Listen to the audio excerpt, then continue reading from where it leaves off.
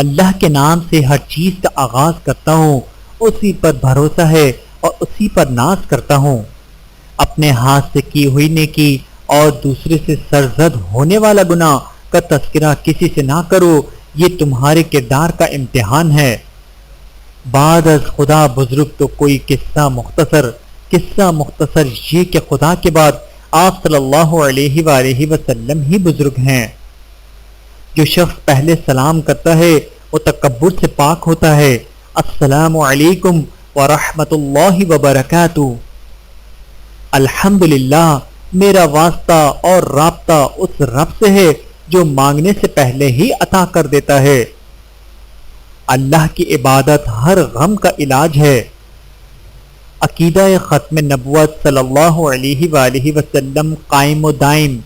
میں مسلمان ہوں اور الحمدللہ حضرت محمد مصطفیٰ صلی اللہ علیہ وآلہ وسلم کے خاتم النبیین ہونے پر میرا پختہ ایمان ہے۔ ختم نبوت صلی اللہ علیہ وآلہ وسلم کے حوالے سے میں انتہائی حساس ہوں۔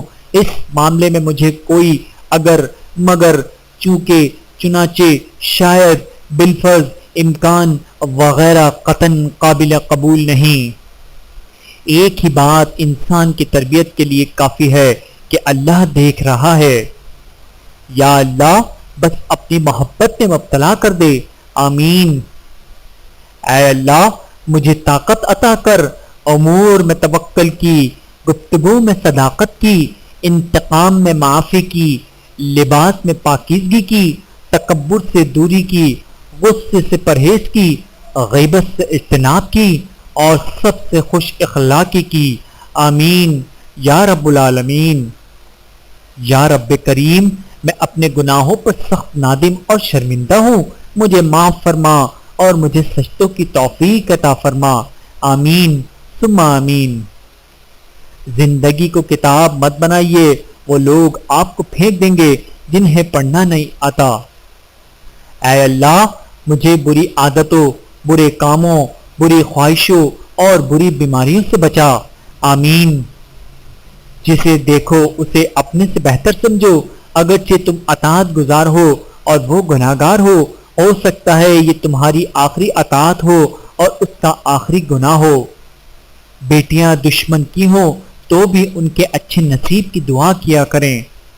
یا رب کریم، ہر بیٹے کا نیک خواب سچا کر دے اور ہر بیٹی کا نصیب اچھا کر دے، آمین ثم آمین۔ دوسروں کی عزت، ان کا احساس، ان پر شفقت اور ان سے پیار ایسے ادھار ہیں جو واپس ضرور ملتے ہیں۔ جب رب کریم ساتھ ہے تو پھر مایوسی کس بات کی؟ استاد بادشاہ نہیں ہوتا لیکن بادشاہ بنا دیتا ہے۔